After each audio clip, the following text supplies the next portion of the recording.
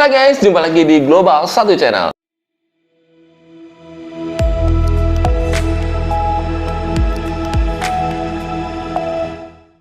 Oke teman-teman, video kita kali ini kita akan review televisi LED harga murah yang sudah digital TV dengan harga cuma Rp900.000 saja. Yap, ini dia Weon Sakura. Nah, jadi Weon ini adalah salah satu televisi yang murah, Rp900.000. Dia itu sudah Full HD dan juga sudah bisa nangkep siaran digital. Buat teman-teman yang lagi nyari televisi murah yang sudah digital TV, ya ini salah satunya Weon Sakura.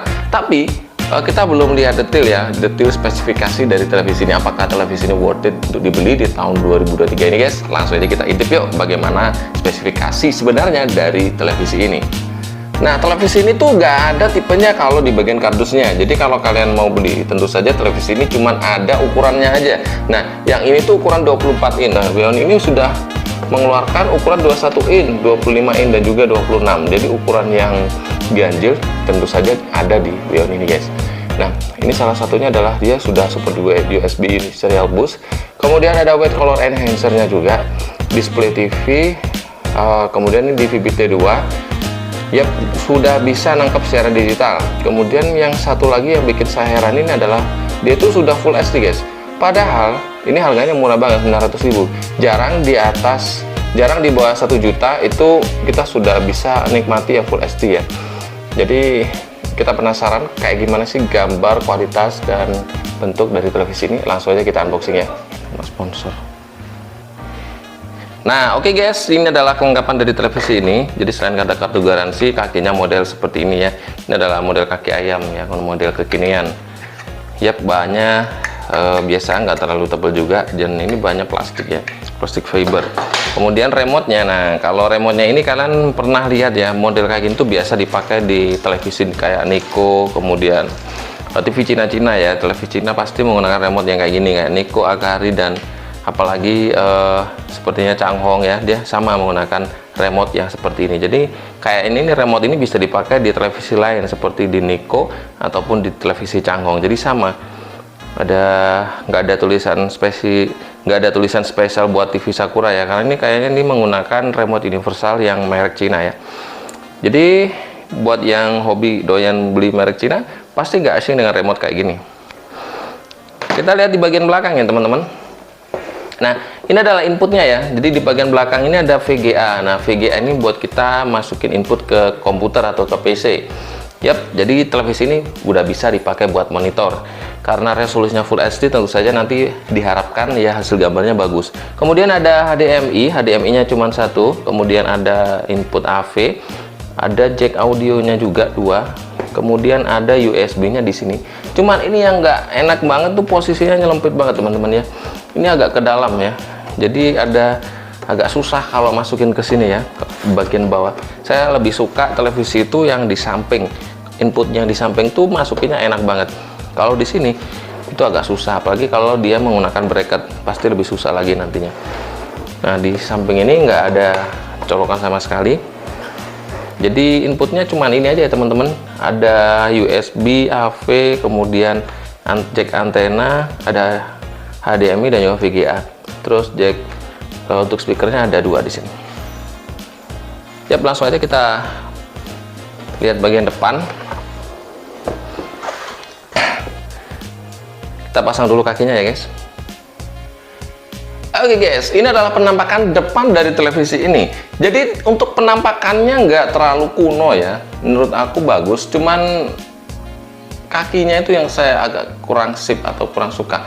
Jadi kakinya ini terlalu tinggi ya, jadi kurang agak rendah. Jadi kelihatannya aneh banget ya. Televisi kecil 24 in dengan tipe kaki yang tinggi, terlalu tinggi kayak gini, jadinya aneh banget. Jadi saya agak kurang suka. Mending di sini kayaknya bagusnya agak lebih turun lagi, itu pasti lebih bagus. Terus bezelnya ini adalah bezel yang menurut aku nggak terlalu tipis dan juga nggak terlalu tebal juga. Yang mana kalau menurut aku sih sekarang ini orang-orang pada suka yang tipe bezelnya itu tipis banget, jadi kurang ya. Tapi kadang ada juga yang suka dengan bezel yang nggak terlalu tipis juga, karena kalau keuntungan dari bezel tebal ini dia lebih aman ya. Kalau kena benturan ya, ataupun kita naruhnya pas kejeduk bagian atas itu nggak bakalan pecah. Kalau terlalu tipis banget dia rawan kalau ini kejeduk pasti dia langsung lebam gitu ya, atau langsung mengalami kerusakan di LCD-nya guys.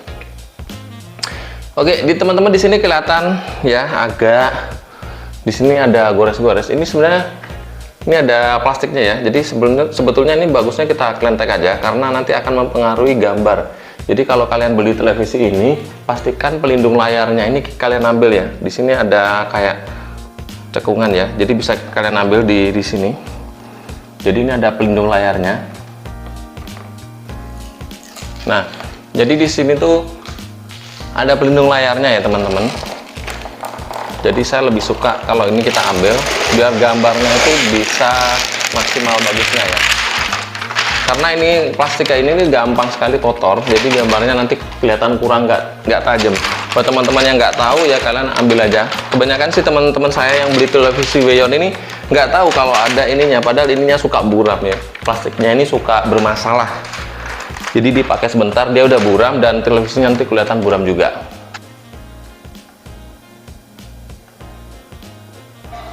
Nah, kalau untuk pertama beli teman-teman harus diprogram dulu. Jadi kita pencet menu ya, di tombol remote-nya kita pencet menu. Terus kalian tinggal pilih pencarian yang otomatis ya. Kalian pilih aja. Karena di sini nggak ada pilihan Indonesia, jadi saya menggunakan Netherlands ini ya guys. Karena di sini saya cari-cari Indonesia nggak ketemu. Nah, itu di bagian tone tab ini nggak ada Indonesia ya.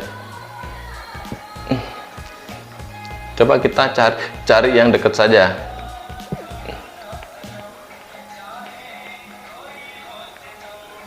Yang dekat di sini cuman ada ini ya, Cina, kemudian ada Vietnam sama Thailand. Oke lah, kita pakai yang ini aja, Cina aja guys. Nah, ini ada bagian pencarian saluran dari TV, radio, sama data.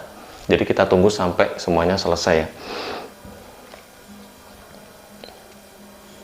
Nah, oke teman-teman, kita dapat siaran analognya 10, di TV-nya ini masih berjalan. Sementara ini udah dapat 18 program. Buat teman-teman yang pengen dapat siaran lebih banyak, kalian ganti aja antenanya dengan menggunakan antena digital ya. Menurut saya yang paling bagus adalah antena PX ya. Untuk link pembeliannya juga ada di kolom deskripsi, dan kalau kalian pengen tahu review antenanya itu ada di pojok kanan atas di sebelah sini ya. Nah, kalian klik aja di situ, nanti ada review penggunaan antena digital ya. Jadi harganya sekitar Rp150.000 ya, atau sekitar 125 kalau tidak salah. Kalian klik aja itu, kalian nonton videonya. Nah, sementara kita dapat 18 program dan ini masih berjalan. Nah, untuk banyaknya program digital itu tergantung wilayah kalian masing-masing. Di perkotaan besar tentu saja lebih banyak dan lebih lengkap. Kalau di Kota Malang ini, sementara ini belum sampai 50 channel ya, cuman sedikit. Oke guys, kita dapat 34 program digital di Kota Malang ya.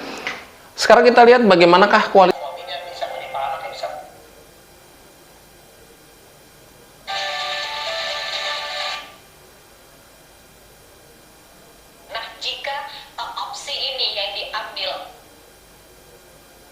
Kami berharap tentu saja semoga terus dibukakan pintu kreativitas lainnya membantu warga setempat, karena kita tahu bahwa dia dan tujuannya baik untuk membantu warga yang ada. Nah, coba kita kencangkan suaranya ya. Ya, dan juga sekali lagi dibutuhkan kebijaksanaan untuk kita. Nah, ini udah sampai 63 ke kode suaranya, tapi suaranya memang benar-benar nggak keluar ya. Untuk bisa memilah-milih tentu saja betul adanya penawaran seperti ini, karena adanya Oke, jujur guys ya, untuk suara ini benar-benar kayak radio ya, kayak radio zaman dulu. Jadi suaranya nggak ada bassnya. Coba sih kita masuk ke setelan ya.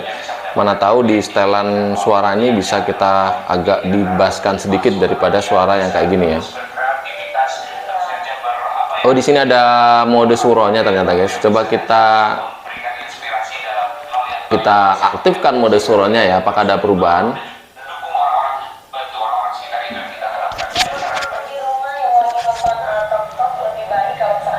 Kayaknya tetap aja guys, tapi ada perubahan sedikit ya. Jadi perubahannya nggak terlalu banyak, cuma sedikit banget.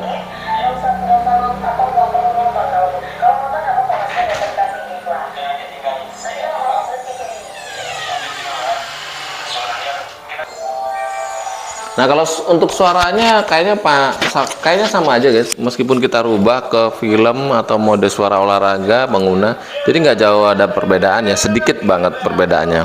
John Albert, pengusaha sukses yang viral karena sering membantu orang-orang yang membutuhkan. Baru-baru ini, John kembali viral.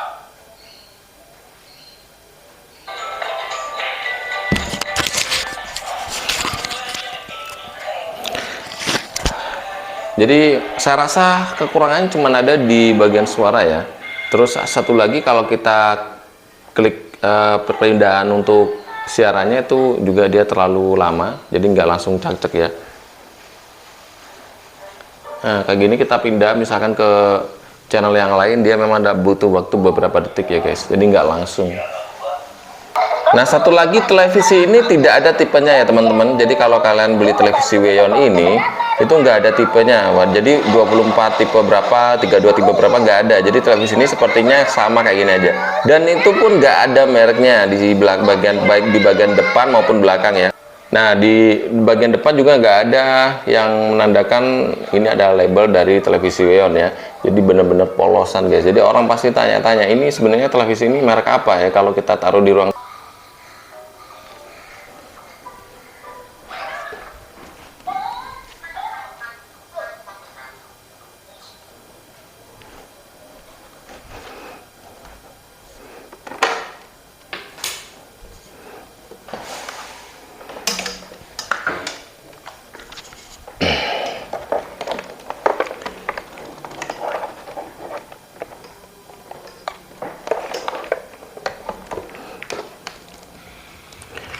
Oke teman-teman ya, itu tadi review singkat televisi Weyon 24 in harga Rp900.000.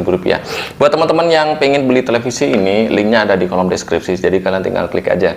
Ini salah satu televisi murah, ini adalah salah satu televisi yang murah dengan resolusi Full HD di bawah 1 juta guys.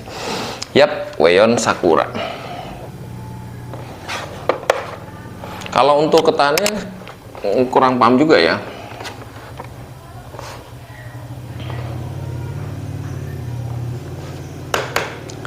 Ini warnanya kayak ada bobonya guys ya, jadi nggak hitam polos ya, jadi kayak ada bobonya, mirip kalau kayak gini tuh kalau nggak salah dia kayak mirip LG 24 ya, kalau nggak salah mirip LG 24 MT ya, kemarin yang saya review juga, jadi modelnya hampir persis kayak gini.